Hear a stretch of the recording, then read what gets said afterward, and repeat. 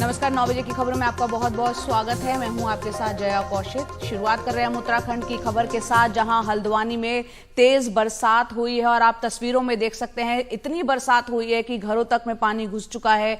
मूसलाधार बारिश और लोगों के घरों में यहां पानी घुसा है। बारिश की वजह से बरसाती नाले यहां पर ओवरफ्लो हो गए हैं। काठगोदाम का कलसिया नाला उफान पर है। लोगों को जो है किनारों से वहां से हटाया गया है। फिलहाल शहर में बारिश अभी थमी हुई है, लेकिन तस्वीरों से अंदाजा लग सकता है कि किस तरह के हालात यहां पर बने हुए हैं। जो घर हैं, जो गलियां हैं, वो पानी में डूब चुकी हैं और घरों के अंदर पानी जा चुका है।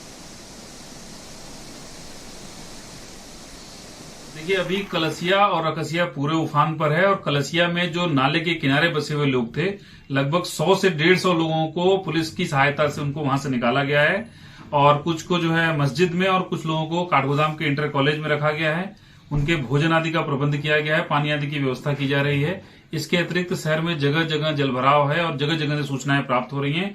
अलग अलग टीमें हम लोगों के द्वारा लगाई गई हैं, जो अलग अलग क्षेत्रों में दौरा कर रही हैं और जिसको जैसी सहायता की आवश्यकता है उसको सहायता उपलब्ध करा रही है। और इस वक्त हमारे साथ किशोर रावत देहरादून से हमारे सहयोगी जुड़ रहे हैं फोन लाइन पर। किशोर, इस वक्त वहां क्या हालत है? क्योंकि तस्वीरें दिख रही हैं, आमतौर पर हल्द्वानी में इस तरह की तस्वीरें कम ही सामने आती हैं। बिल्कुल, जिस तरीके से उत्तराखंड में लगातार बारिश का अलर्ट दिया था और 5 जिलों में भी मौसम विभाग ने अलर्ट जारी किया है। सबसे बड़ी बात यह है कि नैनीताल जिले में ही हल्द्वानी आता है, तो और नैनीताल से लगभग हल्द्वानी करीबन 30 किलोमीटर की दूरी पर, लेकिन ऊपरी इलाकों में जिस तरीके से बारिश हुई है उसी की वजह से निचले इलाकों में पानी आया है, जिसमें हल्द्वानी और काठगोदाम का जो कलसिया नाला है वो उफान पर है। देर रात लगातार बारिश की वजह से वहां से प्रशासन ने करीबन 100 से 150 लोगों को किनारों से हटाया, क्योंकि कोई नुकसान ना हो, इसलिए लोगों को सुरक्षित स्थानों पर स्कूलों में रखा गया है। दूसरी तरफ जो अभी बारिश की स्थिति है, फिलहाल बारिश थमी हुई है, लोगों ने राहत की सांस ली है, लेकिन जिस तरीके से हल्द्वानी की तस्वीरें दिख रही है तो जाहिर सी बात है जो बारिश है वो काफी जबरदस्त हुई है, यानी मूसलाधार बारिश हुई है। मौसम विभाग ने इसको लेकर पहले ही अलर्ट जारी किया हुआ था। और अब बात करते हैं संसद की अविश्वास प्रस्ताव पर। चर्चा कल शुरू हुई। लोकसभा में सरकार के खिलाफ यह अविश्वास प्रस्ताव लेकर आया गया है और आज भी बहस जारी रहेगी। आज गृह मंत्री अमित शाह, इसके अलावा केंद्रीय मंत्री स्मृति ईरानी, लोकसभा में कांग्रेस संसदीय दल के नेता अधीर रंजन चौधरी और जेडीयू के सांसद ललन सिंह प्रमुख रूप से बहस में हिस्सा लेंगे। इससे पहले कल अविश्वास प्रस्ताव पर बहस की शुरुआत करते हुए कांग्रेस सांसद गौरव गोगोई ने केंद्र सरकार पर हमले बोले। कई कड़े और तीखे सवाल यहां पर मणिपुर को लेकर उन्होंने पूछे। गोगोई ने कहा कि प्रधानमंत्री मणिपुर नहीं गए, ना कुछ वो बोले और ना ही वहां के मुख्यमंत्री को अब तक उन्होंने बदला, जबकि गुजरात और उत्तराखंड के मुख्यमंत्रियों को पूर्व में बदला गया है। जैसे ही उन राज्यों में चुनाव आए बदले गए, तो क्या वजह है कि मणिपुर में सरकार फेल होने के बावजूद, एन बीरेन सिंह नाकाम होने के बावजूद अब तक नहीं बदले गए? गोगोई ने कहा कि मणिपुर में डबल इंजन सरकार नाकाम रही है। और गौरव गोगोई के बाद बीजेपी के निशिकांत दुबे ने विपक्ष को घेरा और कहा कि सदन में राहुल गांधी क्यों नहीं बोले। उन्होंने राजनीतिक इतिहास गिनाते हुए विपक्ष के इंडिया पर तीखे हमले किए।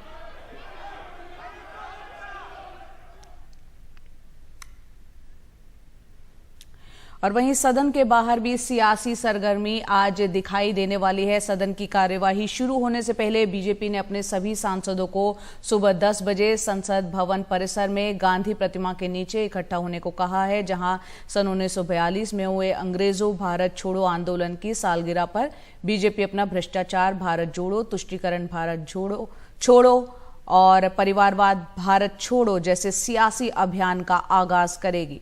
प्रधानमंत्री ने सांसदों को पूरे देश में आज भ्रष्टाचार के खिलाफ अभियान छेड़ने को भी कहा है। प्रधानमंत्री ने रेडियो पर मन की बात के अपने कार्यक्रम में बीती 30 जुलाई को इस अभियान की भी चर्चा की थी।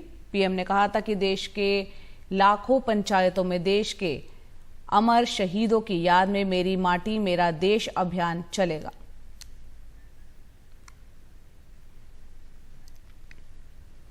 आगे बढ़ते हैं। राजस्थान चुनावों को लेकर प्रधानमंत्री मोदी कोई कसर नहीं छोड़ना चाहते। प्रधानमंत्री मंगलवार को राजस्थान, महाराष्ट्र और गोवा के एनडीए सांसदों से मिले।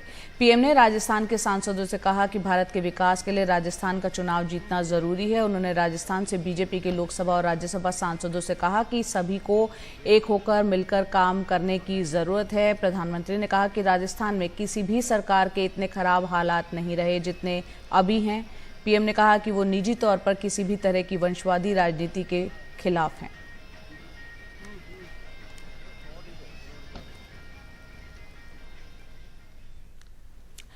और वहीं दूसरी तरफ राहुल गांधी आज राजस्थान के बांसवाड़ा के मानगढ़ धाम में बड़ी रैली करने जा रहे हैं। इस रैली में मुख्यमंत्री अशोक गहलोत, सचिन पायलट सहित राजस्थान कांग्रेस के तमाम बड़े नेता इसमें शामिल रहेंगे।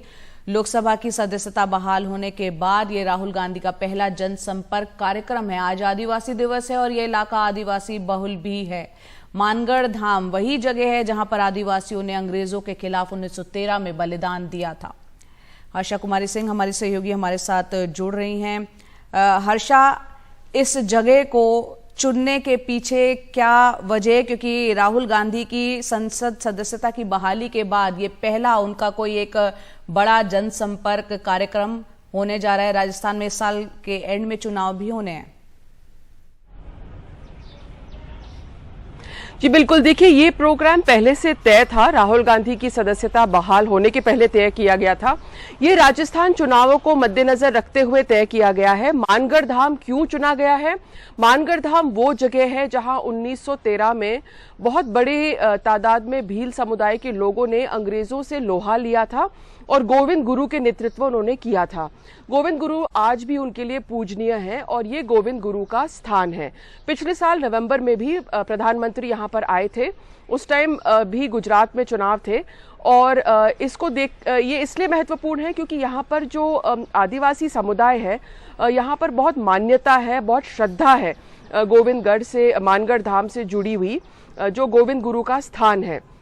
साथ ही यहाँ पर कांग्रेस जो है एक बड़ी रैली इसलिए कर रही है कि राजस्थान में चुनाव है और जो ट्राइबल वोट बैंक है, कुछ पिछले सालों में दिख रहा है कि जो ट्राइबल वोट बैंक है वो पहले तो पारंपरिक वोट बैंक माना जाता था कांग्रेस का, लेकिन अब इसमें बड़े स्विंग भी आते हैं। इसमें झुकाव और रुझान इसके बदलते रहते हैं और यहाँ पर भारतीय ट्राइबल पार्टी जो है, जो ट्राइबल पहचान की एक पार्टी है, वो भी सामने आई है।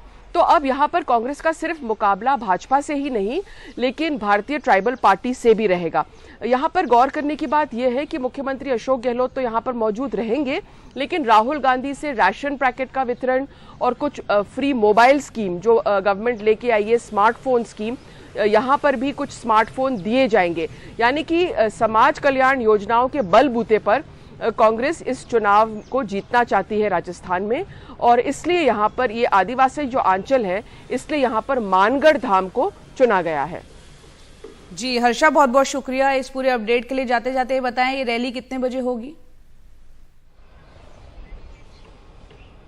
यहाँ पर सब लोगों का यहाँ पर आना 12 बजे के करीब का समय दिया गया है। मुख्यमंत्री वहाँ पर 12-1 बजे पहुंचेंगे कि लेकिन रैली को संबोधित करेंगे राहुल गांधी करीब 3 बजे। जी बहुत बहुत शुक्रिया हर्षा इस पूरी जानकारी के लिए आपका।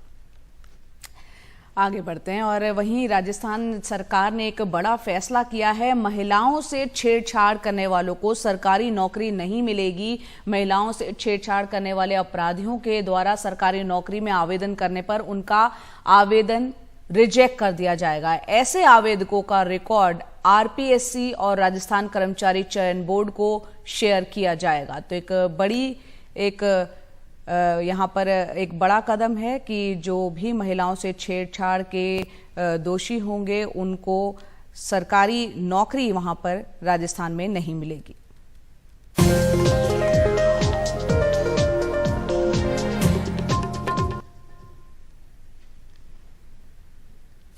महाराष्ट्र की बात करते हैं। यहां मुंबई के एंट्री पॉइंट्स पर मौजूद टोल कलेक्शन को लेकर अब राजनीति तेज हो गई है। शिवसेना उद्धव बालासाहब ठाकरे के नेता आदित्य ठाकरे ने अब मुंबई के ईस्टर्न एक्सप्रेस हाईवे और वेस्टर्न एक्सप्रेस हाईवे के टोल को खत्म करने की मांग करते हुए बीएमसी कमिश्नर इकबाल सिंह चहल को एक चिट्ठी लिखी है। इतना ही नहीं, आदित्य ठाकरे ने यह भी कहा है कि उनकी सरकार बनने पर इस टोल को खत्म कर दिया जाएगा। आदित्य ठाकरे के इस ऐलान के बाद बीजेपी सहित दूसरी पार्टियां यहां पर आक्रामक हो गई हैं।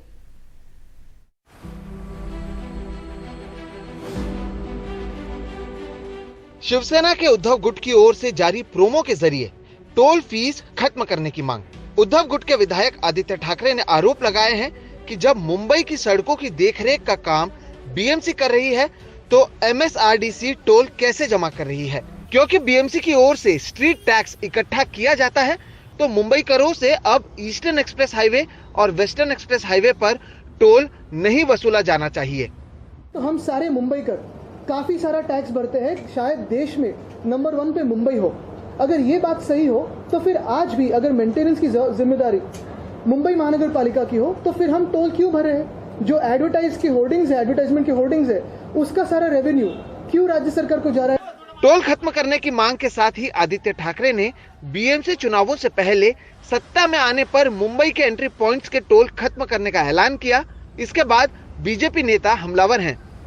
साफ बात कहता हूं कि अगर हिम्मत हो तो ये सरकार में और कॉन्ट्रैक्टर दोस्तों के खिलाफ जाने की हिम्मत हो तो टोल बंद करें, नहीं तो हमारी जब सरकार बनने ही वाली है, अगली सरकार हमारी है, तब हम ये कार्रवाई करें। एवढे वर्ष महापालिकेत सत्तेत होता, आप इतने साल से बीएमसी की सत्ता में रहे हैं, आपके पिता 2.5 साल मुख्यमंत्री थे, तब आप लोगों ने टोल बंद नहीं किया। महाराष्ट्र और मुंबई की चिंता करने के लिए मौजूदा सरकार सक्षम है।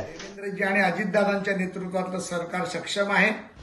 अब तक महाराष्ट्र की अलग अलग जगहों पर टोल खत्म करने के मुद्दे को लगातार उठाने वाली महाराष्ट्र नवनिर्माण सेना के नेता भी आदित्य ठाकरे के इस ऐलान पर आक्रामक नजर आए और उन्होंने ट्वीट कर बताया कि राज ठाकरे के नेतृत्व में महाराष्ट्र में 65 टोल नाकों को बंद किया गया और सत्ता में रहकर कोई कदम नहीं उठाने के कारण इस मुद्दे पर बात करने का आदित्य ठाकरे को कोई अधिकार नहीं है।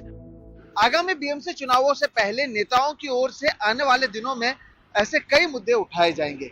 पिछले 25 सालों से शिवसेना सत्ता में है, लेकिन अब पार्टी के भीतर ही 2 गुट है। इसे लेकर जहां एक मामला अदालत में चल रहा है तो वहीं लोगों में अपनी पकड़ बनाए रखने के लिए आदित्य ठाकरे की ओर से अब इस टोल को हटाए जाने का मुद्दा उठाया जा रहा है। मुंबई से कैमरा पर्सन अशोक महाडिक के साथ सोहित मिश्रा, एनडीटीवी इंडिया।